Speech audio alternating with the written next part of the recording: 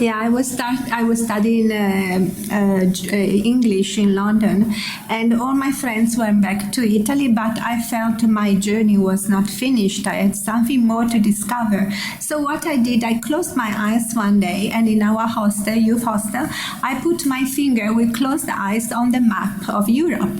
And then I opened my eyes, and my finger was on Denmark.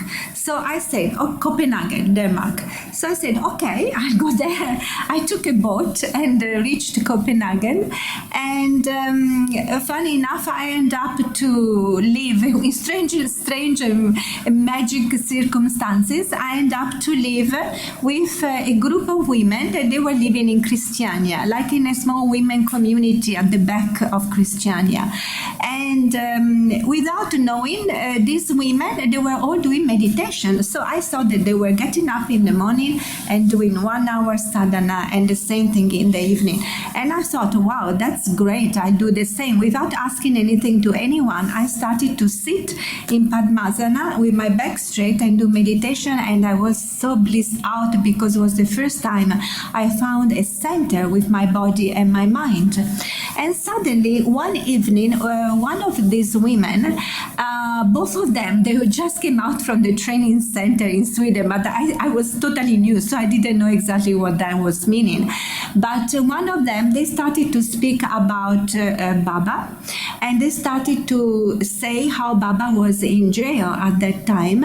That was in 78, and Baba was still in jail.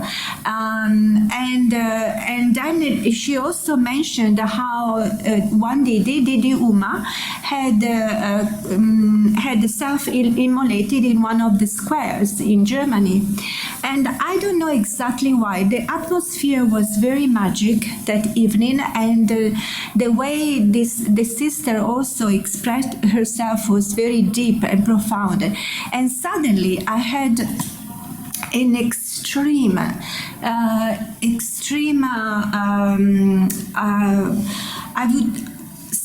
Suddenly what happened is that my whole Kundalini exploded.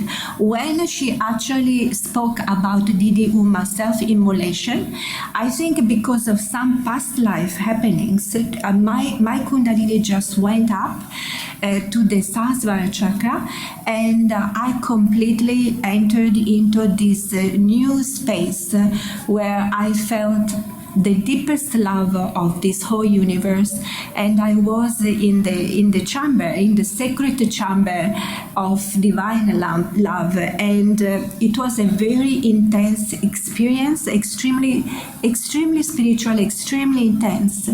And for the first time, I felt Baba, but I felt Baba as full of white light on my Sahasrara chakra. And I don't know for how long I stayed in this dimension, but after some time I came out, and these sisters, they noticed what happened to me. And so we didn't speak because we were keeping a lot of silence in the room. Everyone was doing their meditation, and it was very respectful environment.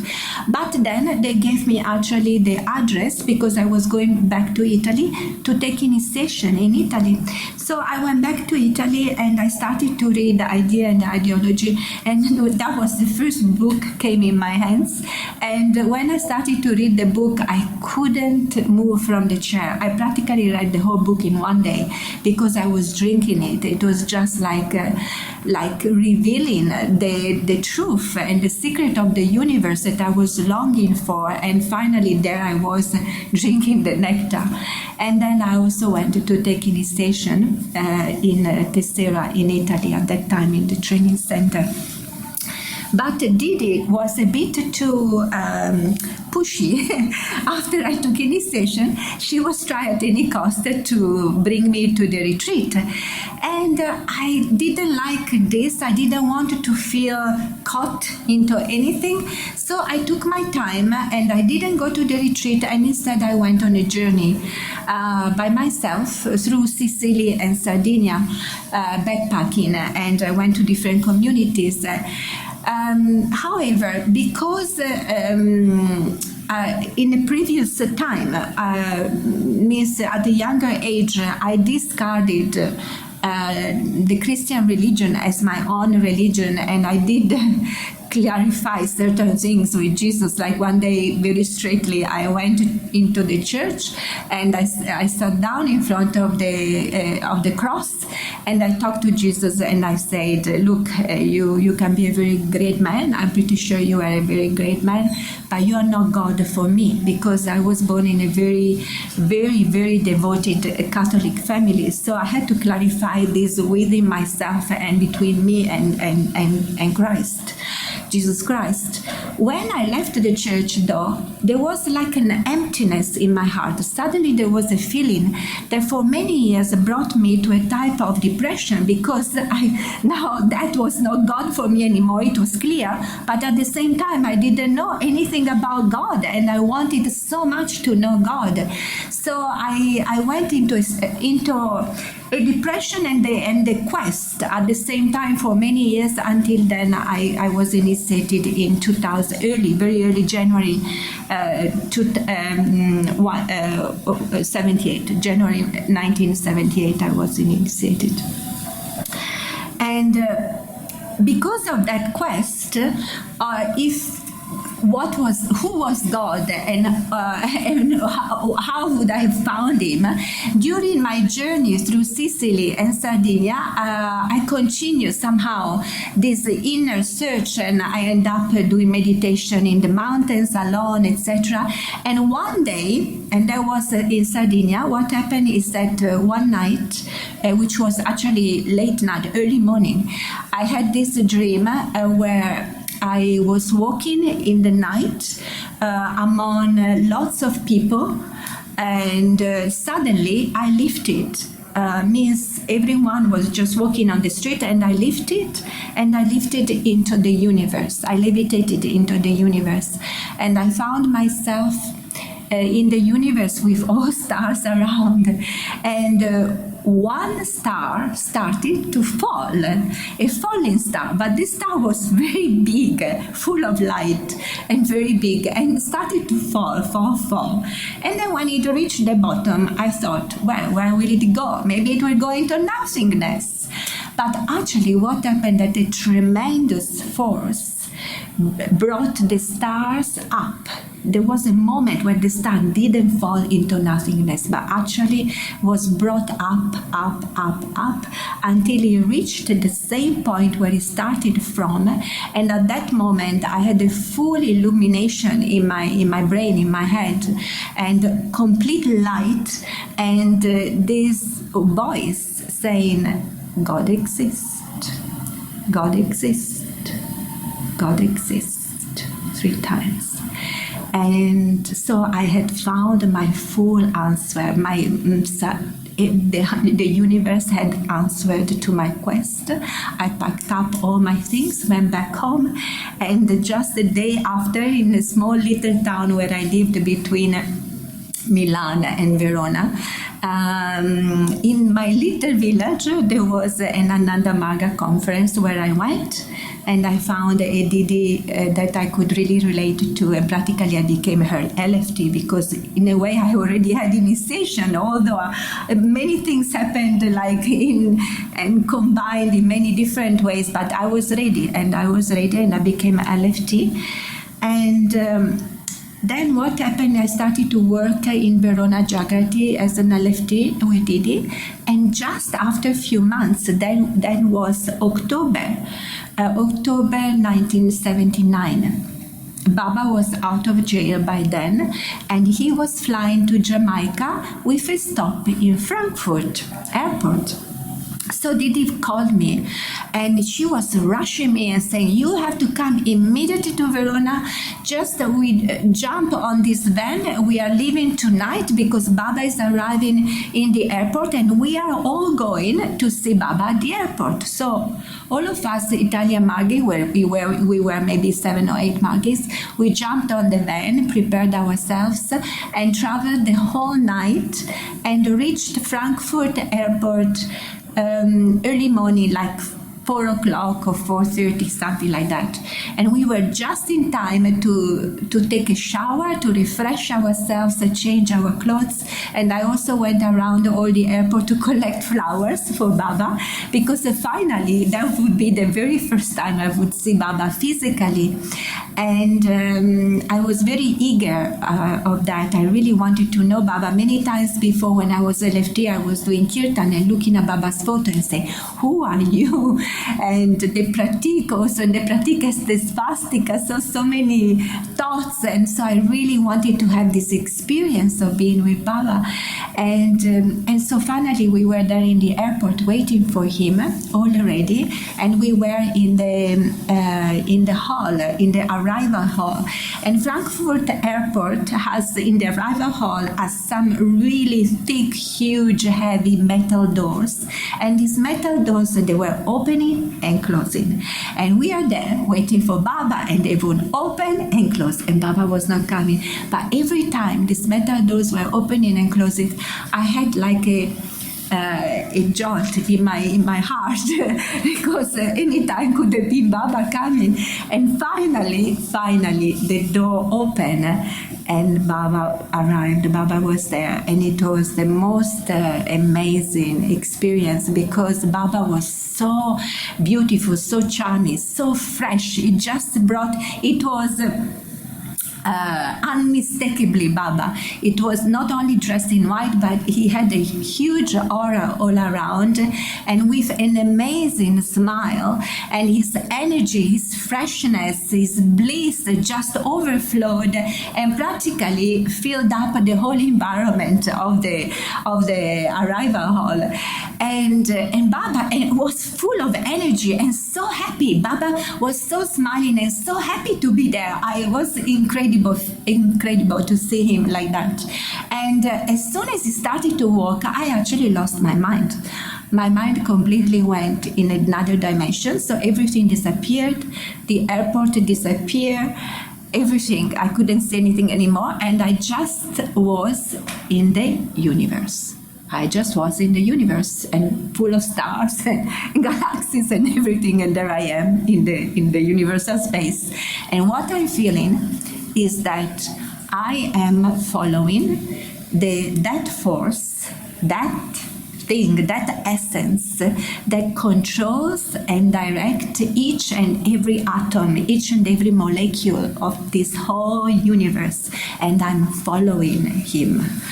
And probably what was happening is that that's exactly what was happening, is that I was walking behind Baba while he was doing all the corridors from the arrival hall to then the exit towards the airport. And at a certain point, but I couldn't see, I was not seeing anything because I was in this other dimension. And at a certain point, I felt that force, that thing that controls each and everything of this whole universe, now stopped. Suddenly stopped. And so my eyes started to see again. I could see this reality again, which was the airport.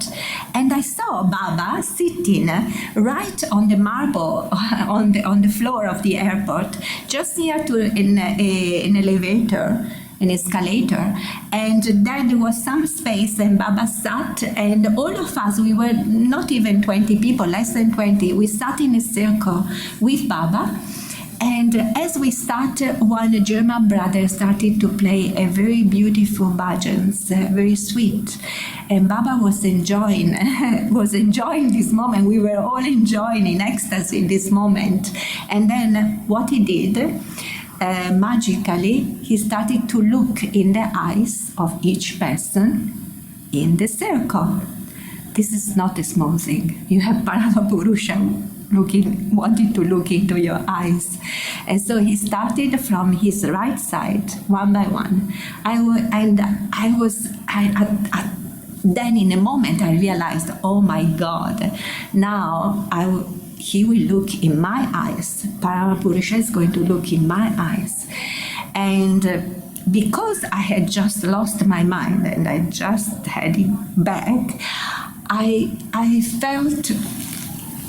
felt if I look in Baba's eyes right now, I will die here and now. My stupid mind, my young stupid mind told me that. If you look in Baba's eyes right now, you will die.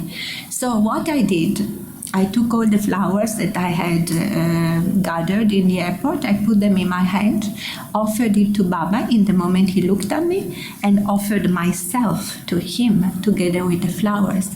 And in that moment, my Kula Kundalini again arose, and it reached exactly in the Anahata chakra.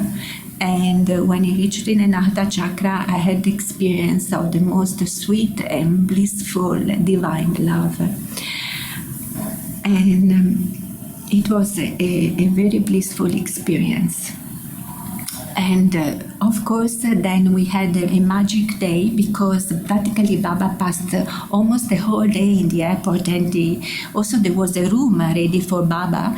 And Baba went to the garden, we walked with him, we walked behind him. And the main thing for me is because as soon as I saw him, I had a complete full realization of who he was.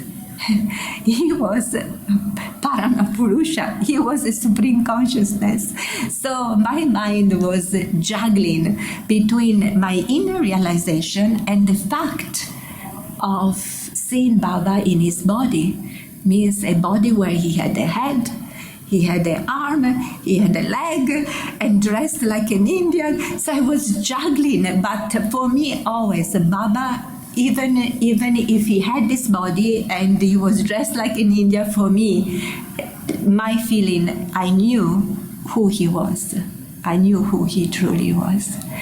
He was not an ordinary man. His energy was absolutely beyond this whole universe. And so somehow our Didi at that time was very gracious, and she organized all sisters to have a PC, personal contact with Baba, in the airport, in his room, in his airport room. So they put us in a line, and because I was the youngest, I was the first. And we were about 8 or 9 sisters. And so that was also a very incredible experience. As I entered Baba's room, there was only Didi Ananda Karuna there, together with Baba. And as I entered, Baba looked straight into my eyes and called me by name, as if he was waiting for me. It was an amazing thing. And then I kneeled in front of him, and of course he gave the blessings with his mantra. And I felt his big hand on top of my head. And when that was finished, because I was the first one, I wanted to leave space for all the other sisters, so I went around Baba's bed on the opposite side. And I waited that he finished his process with all the other sisters. And then when everything was finished, the sisters started to go out one by one. And I was the last one to go out. Somehow I realized that I had this chance now of being alone, in a way alone with Baba, because everyone was going out of the room. So I went very, very step by step, small steps. I came around again to the bed. But when I reached the feet of the bed, and by the time all other sisters have gone out from the room, I think only Didi Ananda Karuna was in the room. However, I was not aware of her because I was totally concentrated only on Baba. So what happened is that Baba just jumped from the side direction of the bed to the feet of the bed. And when he jumped, he also transformed himself. I saw Baba like when he was like 40 with his black hair and very, very extremely charming. And he looked at me and he put the face right in my face with the eyes totally open and looking into my eyes. And he became like a poet, like an extremely charming, beautiful poet. And Baba said, "My daughters, doing service to suffering humanity will become like a star in the sky." And he said it in a way as he was the most charming poet of this whole planet.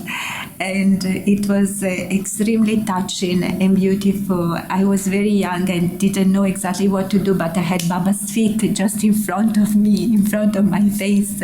But I didn't touch Baba's feet. I guess out of respect. And I left the room. Okay. Then I worked as an LFT for more than 3 years in Berlin sector. I was a sectorial LFT. And suddenly, I don't remember if it was 1980 or 1981, but suddenly Didier Nanda Pragya was WWS at that time, and she's telling me, go to India and you must see Baba. And okay, I said, fine, I go to India and I will see Baba. I'll be very happy to see Baba again in India. So I prepare myself and I come to India. And then I go to Jodhpur Park.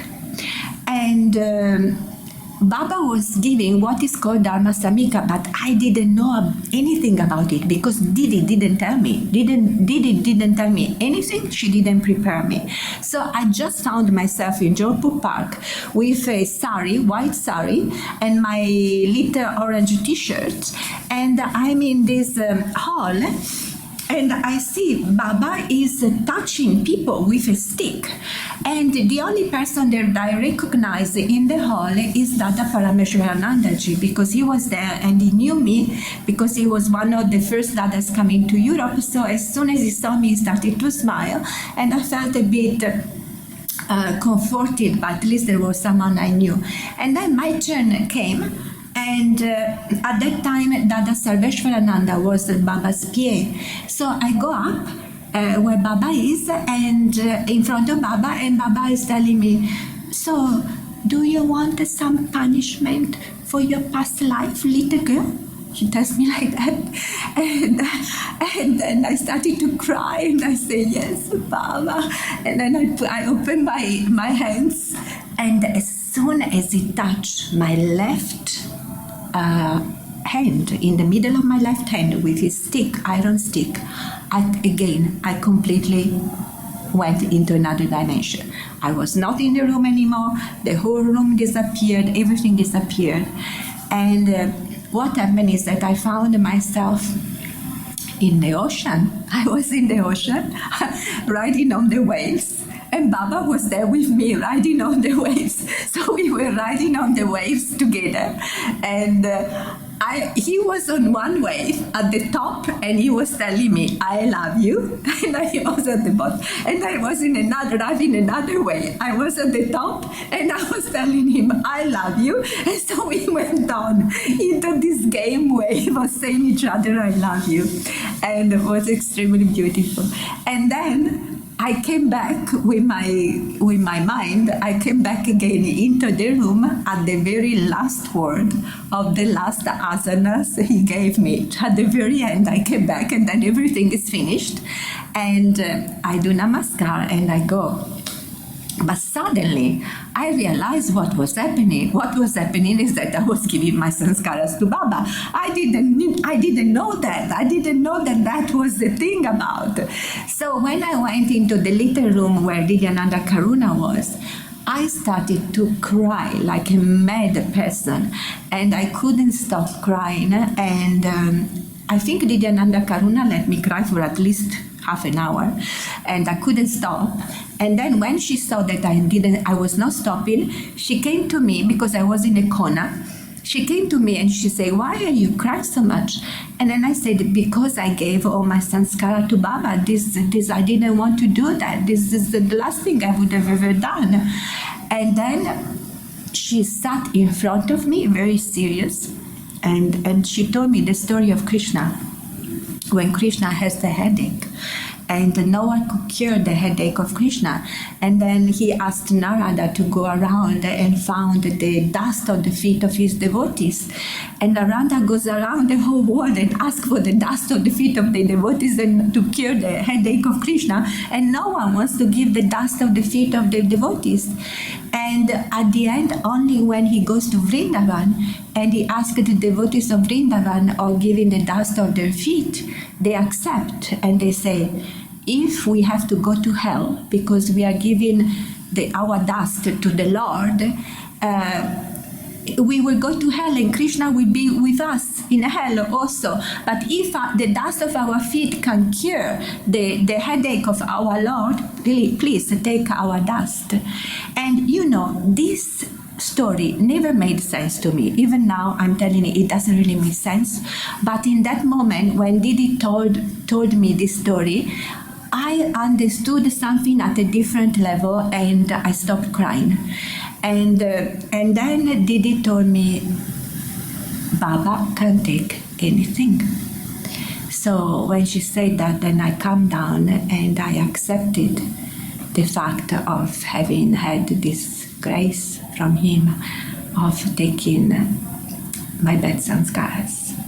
I think for many of us who have been with Baba when he was in his physical body, in his physical presence, the fact that during Baba Mahaprayan, it was an extreme loss. Many people say that they didn't feel anything, that anyhow they found Baba in their heart, and with Baba Mahaprayan, they didn't feel anything. Many people say that. But for me, my experience, my personal experience was that I suffered a lot. I felt completely lost.